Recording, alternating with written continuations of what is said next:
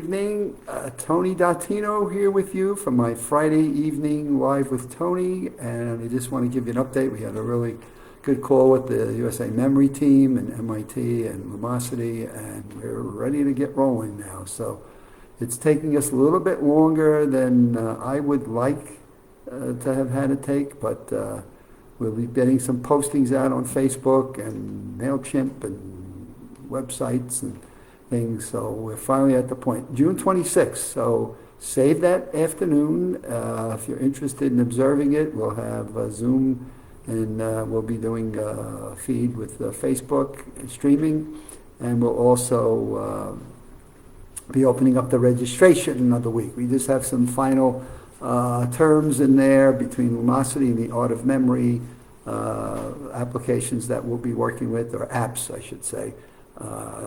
We've got a few things to iron out, but we will be getting registrations out onto the USA Memory Championship website next week, and this way we can start finding out, who wants to compete to see who the USA Memory Champion is going to be in the year 2021. And all of you that participated last year, I think had some fun. We had the Lumosity games that were there. We've added now the Art of Memory to it. And what we're planning to do this year then is treat this as a USA Memory Championship. So it's going to be the official USA Memory Championship, and there'll be a trophy, and based on funding, we'll have possibly some prize money. So it should be a good event. And from the June 26th event, we're planning to bring 10 to 12 people forward into October time period, and I've got a couple of places that will give us the opportunity to host it if we want to. Again, COVID is really the thing that we're looking at, and the variation and variants and what have you, but we may want to take our 12 finalists and bring them into a central location, and then host that live without spectators. If we do it here in Orlando, I've got a location that is willing to host it with spectators at a distance.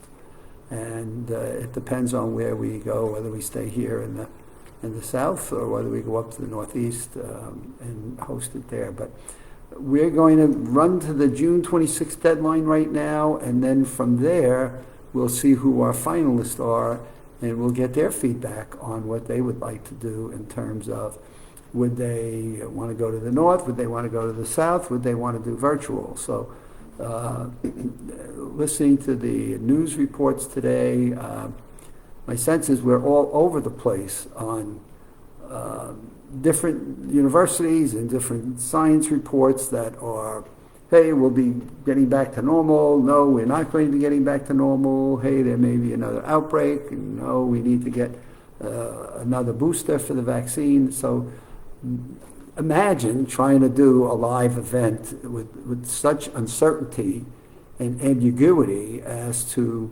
what is happening. And we're trying to plan a June event, which we now know. I'm glad we decided to do that virtually, because there's no way we're going to get people on planes and travel with some of the outbreaks we've got. But then now we want to try to plan for the October time period, and that's going to stay up in the air for a while and let some of the time evolve. And you realize that we have summer, right? And people want to travel. There are a lot of folks that want to come out of their quarantines and want to go somewhere. We see it here in Orlando, where people are coming back to the Magic Kingdom and to Universal Studios and SeaWorld.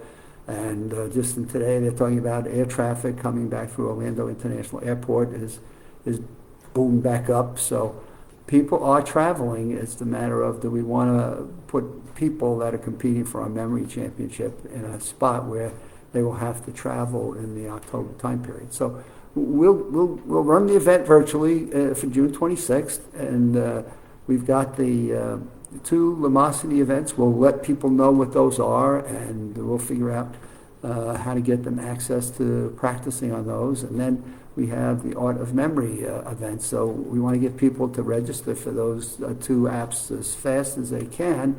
in this way they'll be able to sign on to those. And we've worked with both of those organizations. They've been terrifically supportive, and therefore we'll be able to get our mental athletes to get into those apps so they can practice on the different events that we're going to have. No secret about that this year. We're going to have 2 of the Lumosity games and 3 of the Art of Memory activities. We're trying to keep that as close as to our normal way of doing things as we can virtually. And then from the scoring of those 5 events, so there'll be 5, and from the scoring of those 5 events, we'll be able to pull our finalists that will then compete in the final events back in the October time period. And we're going to plan that in 2 directions, pending where we are June, July. So we'll figure this all out.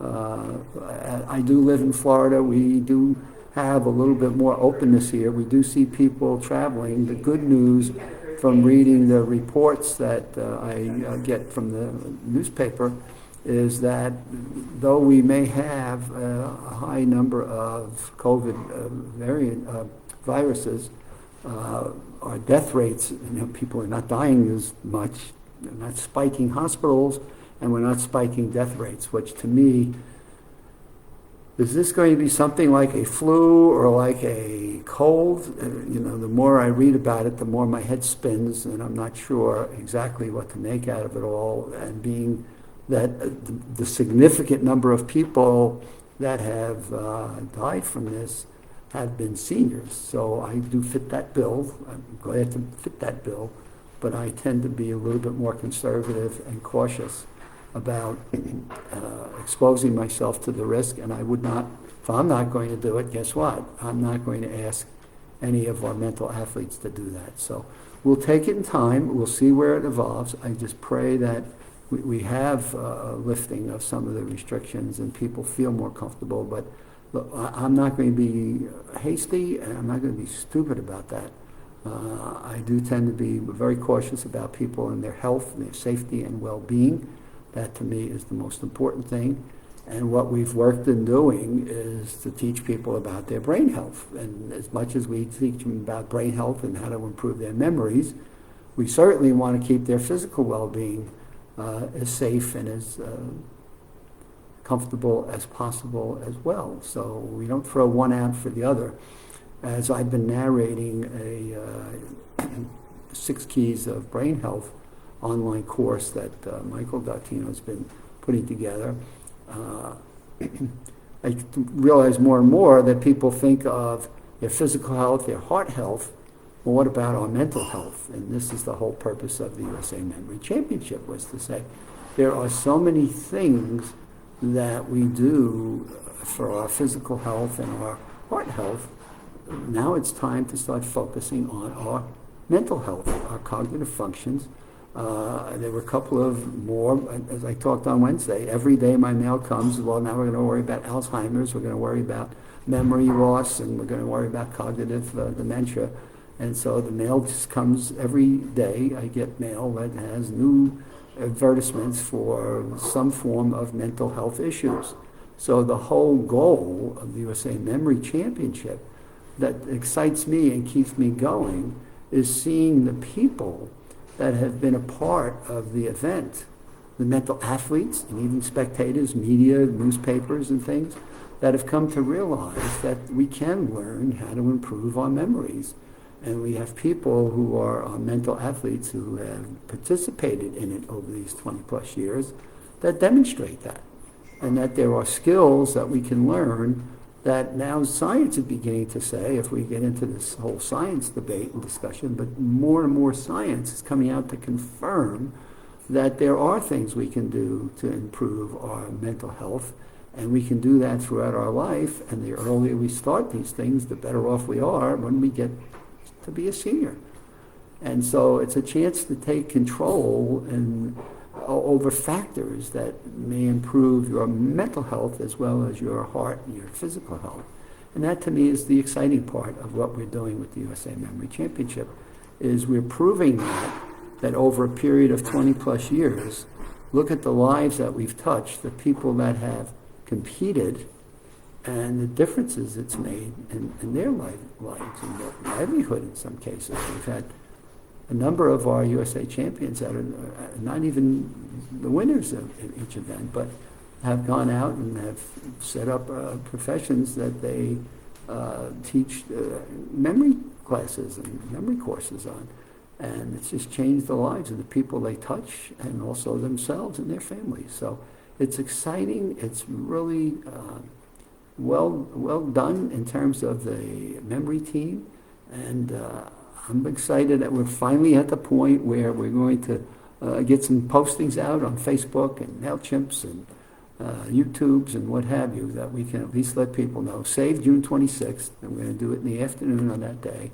And you can view it on Zooms or Facebook streams, and we'll get that going in the next week or so. So this is my Friday evening broadcast. Have a wonderful weekend. I hope wherever you are, you're continuing to practice your masking and your hand washing and your distancing, and you're being careful about where you are going and what you are doing. What I can share with you from the different science mags and things that I've read, we're clearly not on the other end of the COVID-19 epidemic to the point where we can relax and let all of our guards down and resume normal activities and lives. I would not recommend that based on what I've been reading, and I'd still be cautious and reserved in some of the activities that you may want to engage in, that you may still hold the reins back a little bit. And the most important thing to me, as I've already said, is your safety and well-being. Because as long as we have, or as my dad always used to say, Anthony, if you have your health, then you've got up here what you need to figure out whatever your challenges and problems are in life. And that has certainly entered my head every time I think about doing something that I would love to go do, like go to a park, amusement park, and say, not yet. It causes me to at least use my creative mind to find alternative ways of doing things that keep me active, engaged in my exercising, in my readings and crossword puzzles and Sudokus and what have you, that at least allow me to be safe so that I can do 3 days a week Live with Tony broadcast, which now go out on Facebook, but also on YouTube. So in the combination of the two, we're trying to get to a broader audience, and with our memory partners, we're just looking to expand that even further. So we're making progress, and I want you all to have a good weekend, and we'll see you Monday in the 5 o'clock hour.